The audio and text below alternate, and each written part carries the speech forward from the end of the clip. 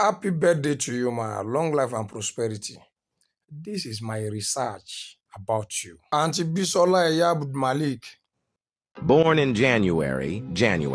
Borns don't like hurting anyone. They prefer helping others and encouraging them to achieve whatever they want. Others may assume they're stubborn, but this is not true. They're genuine and decent souls, ready to lend a helping hand when needed. Whenever something bad happens, people generally feel stressed and anxious, but this is not the case with people born in January. These people tend to be calm and optimistic, even during the darkest days. January borns have a natural sense of humor. They have the ability to make everyone laugh with their sarcasm. People often misunderstand them, but their intention is never to hurt anyone. They might sound a little offensive, but that isn't their intention. They're reserved and serious people. If people ask them any nonsensical questions, they'll silently avoid them. They are smart enough to avoid any stupid questions. Be ready to face the weird moments with them. They do crazy stuff when they want to have fun and can give you a real high of excitement and fun. You won't get bored with them. They like to carry the whole workload and think they can do it all independently. They believe that they can handle any job on their own, but the reason for that may be because of their inability to trust anyone.